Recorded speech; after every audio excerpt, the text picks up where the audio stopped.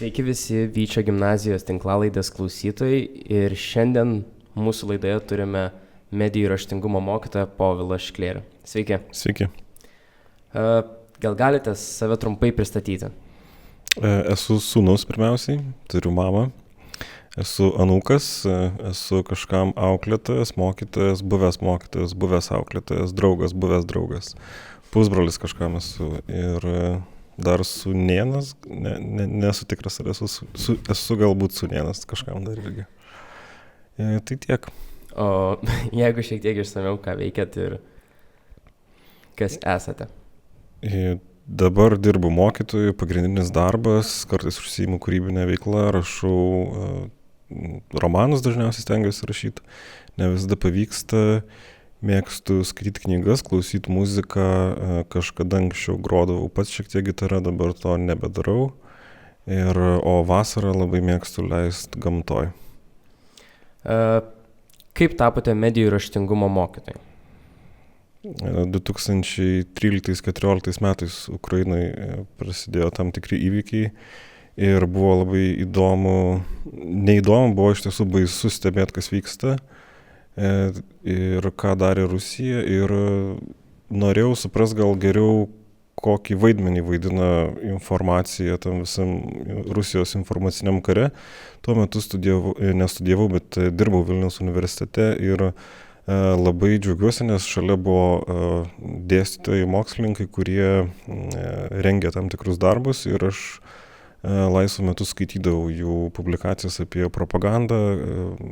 propagandos naratyvus iš Rusijos ateinančius ir bandžiau suprasti tą, kaip čia galima apsisaugoti nuo sakykime, propagandos žalingos, nuo to naratyvo, kurį skleidžia Rusija, nes pirmą kartą pasijutau, kad gali būti, kad aš nebaigsiu gyvenimo valstybėje, kuri yra laisva taip, kaip aš joje esu įpratęs gyventi. Ir tada kažkaip toks, idėjų kamuolys užsisuko galvoje ir turėjau galimybę pakeliauti po labai geras Lietuvos mokyklas. Mane truputį liūdino, kai man pasakydavo, kad medijų raštingumą jie integruoja ir tai yra mokiniai moka naudotis išmaniąja lenta ir padaryti pristatymą su skaidrėm. Ir čia buvo visas medijų raštingumas tuo metu. O aš kažkaip atsimenu labai mane sudominusį dėstytoją Vytautą Michelkevičių, mes buvom pats pirmas kursas gal, kuriam buvo dėstyta mediologija Vilniaus universitete, komunikacijos fakultete.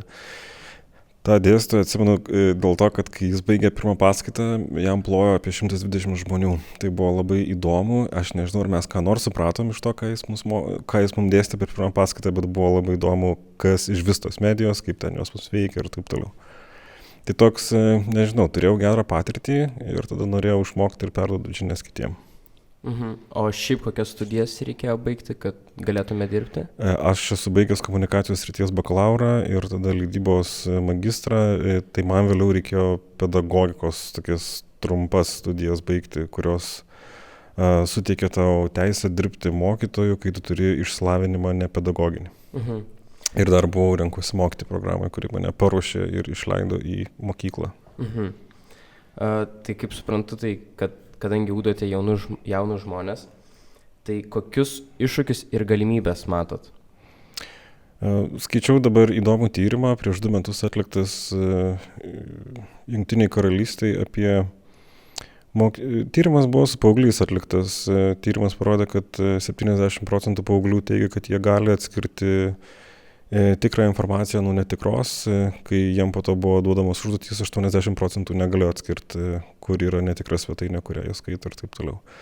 Tai vienas iš iššūkių yra padėti jaunimui turbūt supras, kad nėra viskas taip labai lengva ir paprasta. Aš kai buvau jaunas, aš irgi pervertindavau savo jėgas dėl daugelį klausimų. Ir tada stengiuosi padėti susiorientuoti informacinėje erdvėje, nes mes kartais esam linkę pervertinti savo sugebėjimus, sakykime, būti atspariem kažkokiai informacijai, kuri mus pasiekė, ypač kai ta informacija mus, pavyzdžiui, pasiekė vaikystėje, kai mes dar tikrai neturim jokio kritinio ten mąstymo. Jeigu žiūrėtume, pavyzdžiui, į animaciniai filmai, kuriuose labai daug smurto iš tiesų yra. Ten yra smurto tam tikras perdavimas vaikui. Tai Mano toks darbas yra, aš stengiuosi nepadaryti, kad visi mąstytų vienodai kaip aš, bet aš stengiuosi, kad daugiau mokiniai užduotų klausimą, kodėl. Kodėl aš taip darau, kodėl aš taip galvoju, kas iš vis sudaro mano kaip žmogaus nuomonę asmeninę. Kai aš sakau, mano asmeninė nuomonė, kas yra už tos asmeninės nuomonės? Viena knyga perskaityta mano, filmas pažiūrėtas ar kas? Ar tikrai aš turiu savo nuomonę? Ar tai tik yra kažkokio mano informacinio burbulo iš vis pasiekmė? Šiaip labai įdomu. O kaip jūs bandote ugdyti mokinių kritinį mąstymą ir atsakingą požiūrį į visuomenę? Atsakingas požiūris į visuomenę yra labai turbūt sudėtingas dalykas, nes mes visi, kas mokom pilietiškumo, suprantam, kad išmokyti pilietiškumo turbūt reiktų per pavyzdį, o ne per ne su vadovėliu, nors aišku vadovėlis irgi reikalingas yra, bet pilietiškumas yra, man atrodo, įgyjamas per tam tikrą laiką. Aš pilietiškas tapau turbūt vėlai ganėtinai, bet irgi, kai dabar pagalvoti, pavyzdžiui, buvo veiklų, kurios gyvenime mes veikėm pilietiškai, tik nelabai suprasdami, kad veikėm pilietiškai, kai tu kažką iš esmės darai dėl bendruomenės, kurioje tu esi ir tu jauti, kad tu turi tą galią pakeisti kažką savo arba kitų gyvenime, tai čia yra geras pilietiškumo pavyzdys. Nesakau, kad mokiniai yra nepilietiški, manau, kad mokykloje iš to matau daug pavyzdžių, kur yra skatinamas pilietiškumas. Praėjusiais metais mišką sodinom. Manęs ten gaila nebuvo, bet kiek mačiau, man rodė, kad mokiniam patiko, nes tai kažką kartu darai. Tai labai daug dar tikiuosi, kad mokiniai to pilietiškumo iš šeimos išmoksta. Kita problema, jeigu šeimoje nėra to suvokimo apie pilietiškumą, tada galbūt yra sunku. Liūdniausia yra girdėti, kai jaunimas mąsto, kad kažkas už juos kažką padarys. Jeigu jiems kažko trūksta, tai valdžia turi iškart imti ir išspręsti tą problemą, bet man pilietiškumas pirmiausia yra apie supratimą, ką tu gali pats padaryti dėl savęs ir dėl kitų, o nelaukti, kol kažkas išspręs tavo problemą už tave.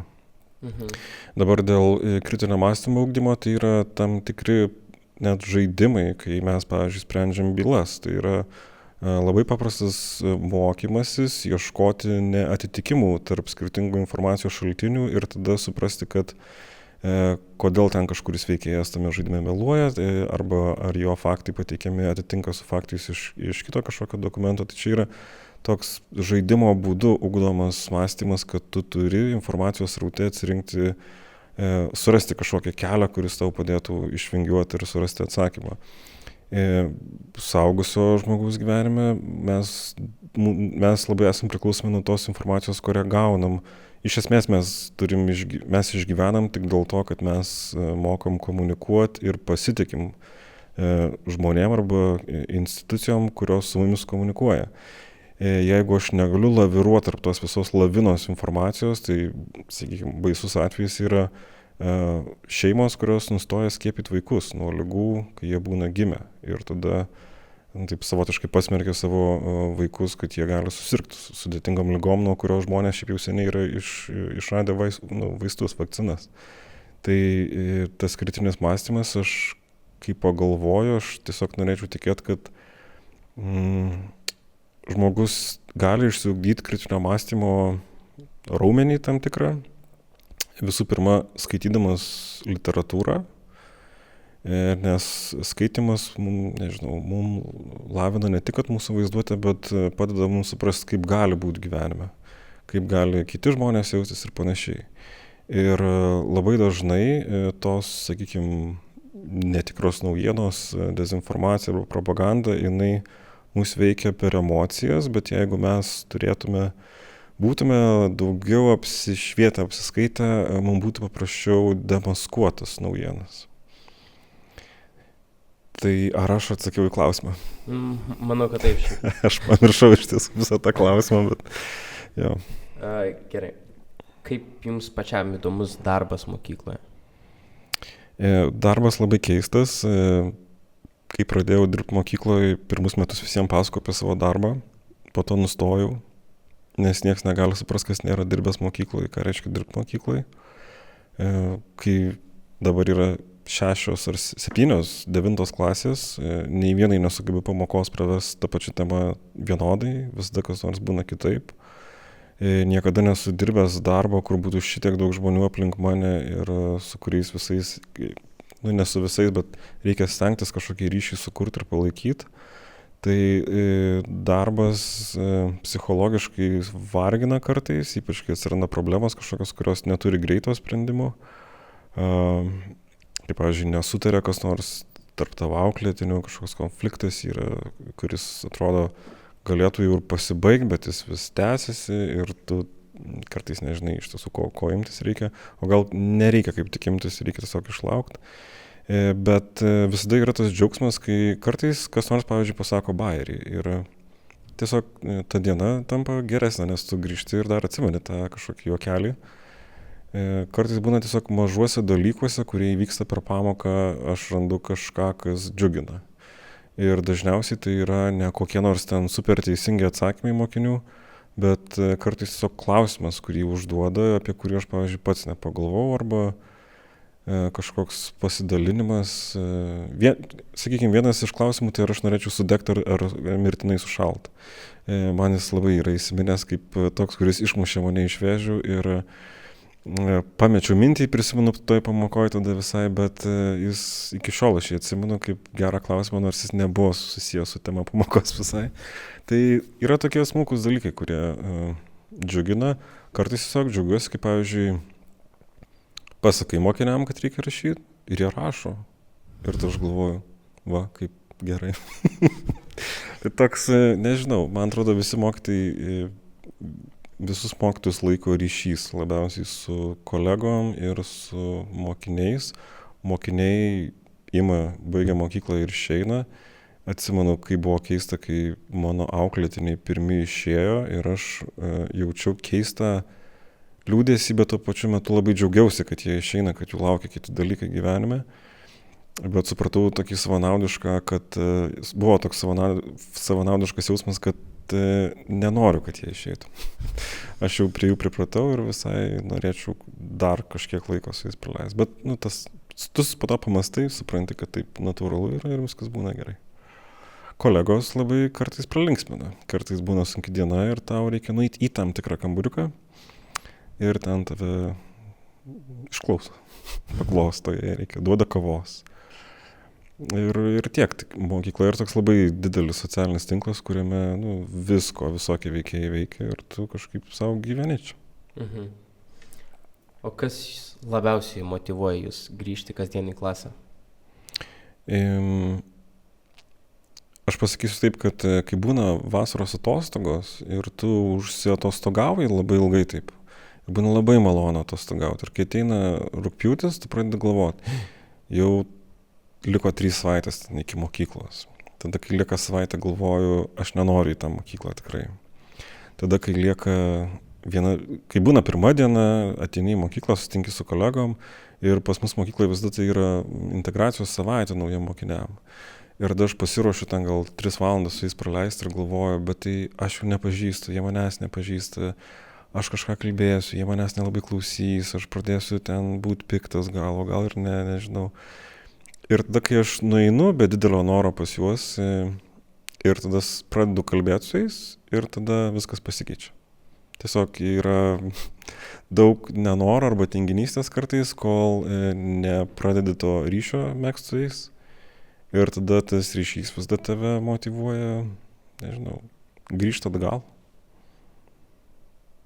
Ok. Kaip ir visų pašnekovų mes klausime tokių 2 paskutinių klausimų. Tai kas yra jūsų autoritetas ir kodėl? Manau, kad aš esu turėjęs visokių autoritetų ir kai kurie jų yra absoliučiai sugriuvę morališkai per tam tikrus metus. Vienas iš naujų, kurį aš iš vis susipažinau su to žmogaus, sakykime, veikla gyvenime, yra Janušas Korčkas, jisai buvo Lenkijos žydas. Pagal išsilavinimą jis buvo medikas. Jis buvo keliuose karuose ir ten matė, kad labai daug yra vaikų paliktų po karo niekam nereikalingų. Ir kai jisai grįžo į Varšuvą, jisai įsteigė žydų vaikams skirtą internatą ir jisai tapo jo direktorium. Ir jisai taikė labai naujoviškus metodus. Jisai buvo su vaikais tame internate, vaikų namuose veikė vaikų teismas.